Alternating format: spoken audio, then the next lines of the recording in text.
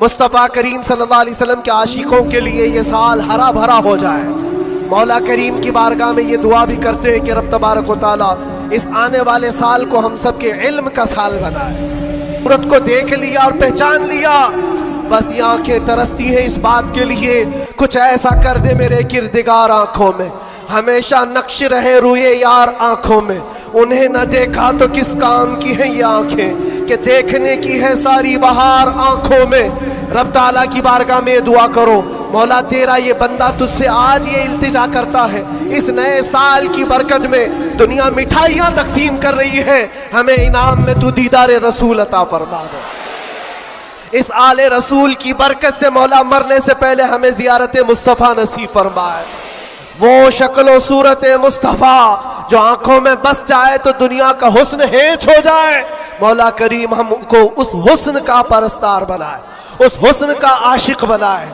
इस बात को आज तय करके उठो कि मैं मेरे नबी का गुलाम हूं, तो मैं पहले ये पढ़ूंगा कि मेरे नबी कब पैदा हुए, उस वक्त हालात क्या थे, हुजूर पाक सल्लल्लाहु अलैहि वसल्लम का बचपन कहाँ गुजरा, हुजूर पाक ने पहली शादी कहाँ फरमाई, हुजूर पाक सल्लल्लाहु अलैहि वसल्लम की औलाद कितनी हुई, नबी पाक सल्लल्लाहु अलैहि वसल्लम के सहाबा में जलीलुल कद्र कौन है, हुजूर मक्का में कितने दिन गुजारे, मदीने में कितने गुजारे, कौन सी जंगों में शरीक हुए, कौन सी जिहाद में, कौन सी जंग में हुजूर पाक के दंदाने मुबारक शहीद हुए, कौन कौन सी मुसीबतें हुजूर ने उठाई और क्या क्या दुआएं उम्मत के लिए की, ये सब तुम्हारे हिस्से में आना चाहिए।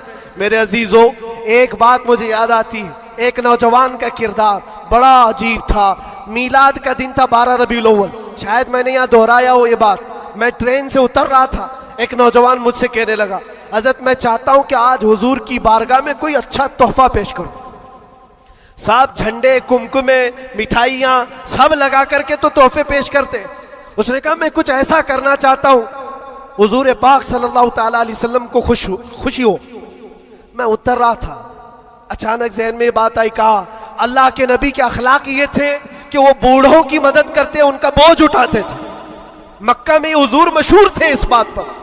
हम उतर रहे हैं, देखो ट्रेन से कोई बूढ़ा उतर रहा, उसका सामान उठाकर पहुंचा दो, सुन्नत है ये भी।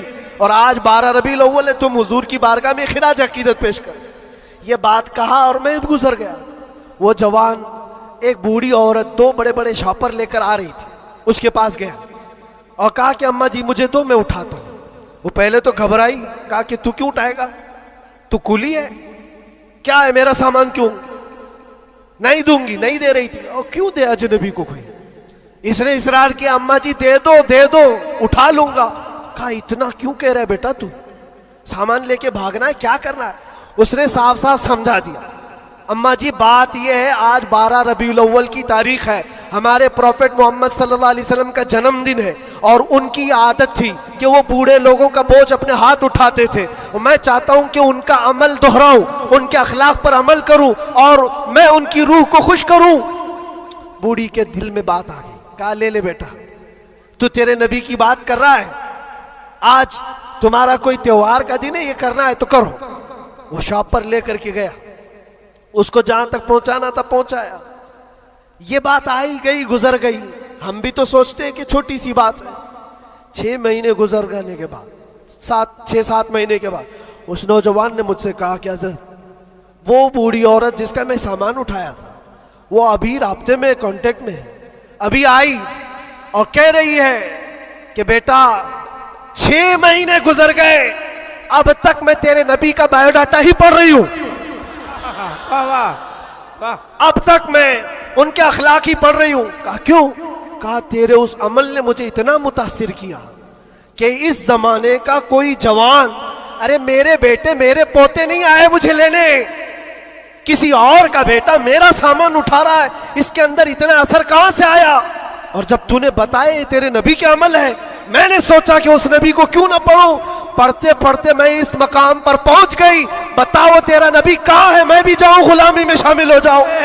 वाह वाह वाह वाह, सुभान अल्लाह। तुम्हारे अखलाक से इनकलाब आ सकता है, तुम्हारी आदत से इनकलाब आ सकता है, लेकिन जब तुम खुद सीरत नहीं पढ़ना चाहते तो दुनिया तो फिर यही ताने देगी कि आतंकवादी है, ये दहशतगर्द है, इनके मुंह पर थप्पड़ मारने का तरीका यही है।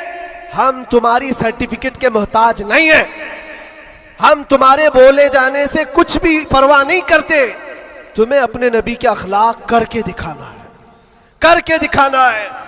नफरत नहीं, हुजूर पाक सल्लल्लाहु ताला अलैहि वसल्लम से अगर मोहब्बत है तो उठो और इल्म को आम करो। और हुजूर की सीरत पढ़ने के बाद तुम्हारा दिल कुशादा हो जाएगा, जहन वसी हो जाएगा, सोचने की ताकत बढ़ जाएगी। इसलिए कि सुन सुन करके मानना और है, जान करके मानना और है।